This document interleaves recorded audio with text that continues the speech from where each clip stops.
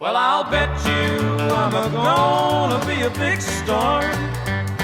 Might win an Oscar, you can't never tell.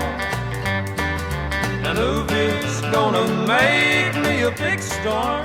You're watching the C-Spine Show. I'm Dr. Craig Callewart.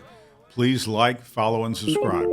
Mind and body are related. I have learned this through textbooks, through 3 decades of human medicine, and now a decade of veterinary medicine. And I quickly learned with animals, because they can't talk and they can't deceive. When they're stressed, they don't do well. And they can get stress from heat. They can have stress from improper nutrition. They can have stress from too many of one gender in the same pen. They do a little bit better if there is a more equal mix. They can be stressed just from bad attitudes. But so I bring this back now to human medicine. I'm a weekend cowboy, weekend veterinarian, but I bring it back to human medicine. And I am over and overly impressed about how much stress affects the neck and the back. And we've all talked to people who say, I carry my stress up here. And some people really do. They get tension headaches, their shoulders get wound up, they get back spasms. And some people carry their stress in their stomach and they have ulcers. Others develop skin conditions, hives, and various different problems. But we were taught in medical school, and it's still kind of held to be true, that about 1/3 of all office visits to doctors are somehow stress related. Not necessarily that stress is causing the problem, but stress is magnifying that. And I think that's true. I'd say somewhere around 1/4 to 1/3 of the people are suffering more or having more pain than they should because of the stress. And again, so the question is, well, what is stress? Because sometimes in medical terms, stress is a good thing. We're responding to a sudden change in temperature. We're responding to a physically demanding situation, so we want the body to stress. But the psychologists tell us that stress is a feeling that we don't have enough resources. We don't have enough ability to take care of the current problem, and so something bad is going to happen. So that's the kind of stress I'm talking about, the psychological stress. And once again, I've learned to read it, and probably the 2 most common stresses I see are sleep stress and nutritional stress. And these may be caused by other problems. Just in my own family in the last month, we've had 2 relatives die and a engagement being called off. So people are not sleeping. People are not eating like they should. And various different medical problems are showing up, or more correctly, various different medical problems that existed, neck and back pains, are now being made worse. And so one of the common questions I ask patients when they come in is, how are you sleeping? What position do you sleep in? Where do you sleep? What's the temperature of the room? Those kinds of things, because like the brain, the muscles need to sleep at night. They need to relax. And there really are certain physiologic things that happen during what's known as slow wave sleep with the muscle. We all know about REM sleep with the brain. Not as many people talk about sleep and its effect with the muscles, the slow wave sleep. And people who are in chronic pain, say from a pinched nerve in the shoulder or in the hip, are tossing and turning, and not only do they have enough REM sleep, they also don't have enough short wavelength sleep. And that then makes the next day go worse. And multiple nights, poor quality sleep from stress then tend to aggravate the muscles. So a person wakes up with a tight shoulder or a tight hip. The first step out of bed, boom, it starts right up. They never got the muscle to unwind. And if you look under a microscope, a muscle is basically a spring. It's a spring that winds up. And during the day, that spring contracts and that spring elongates back and forth, back and forth. But a special thing happens to the spring during sleep. It really is supposed to completely unwind.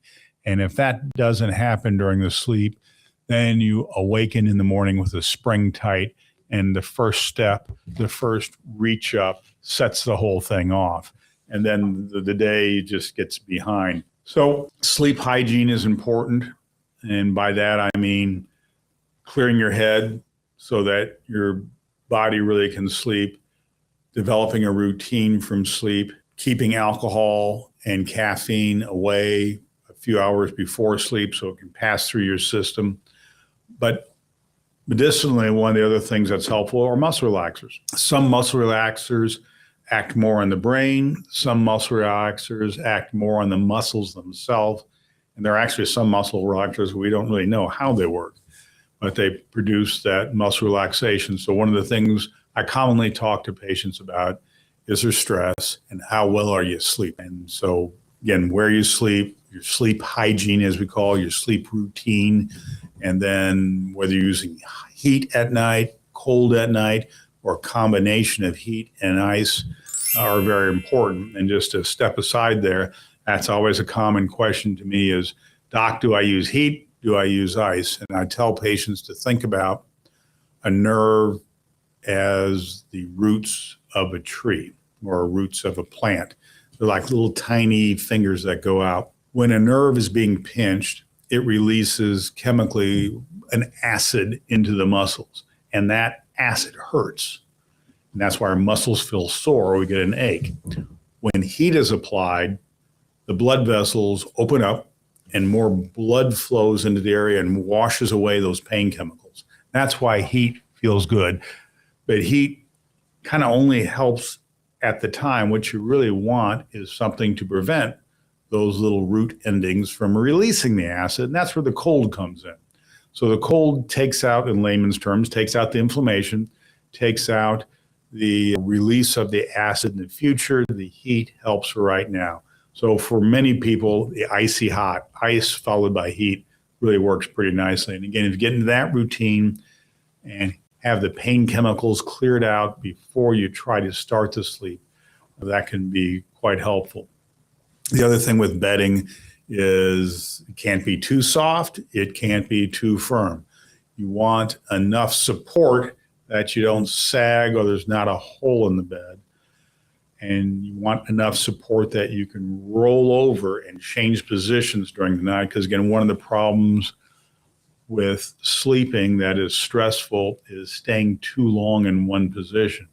And the two reasons for that are, number one, the bedding is just too soft. There's too much of a pillow top, so people can't roll over. The other reason is they've taken too much medicine and knocked themselves out.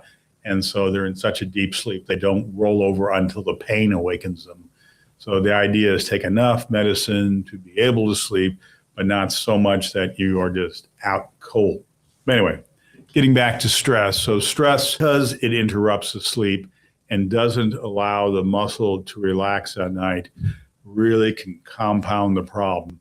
And I personally feel, or medically feel, that one of the best things I can do for a person who's new, having a new pain problem, is get them 4 or 5 nights of decent sleep.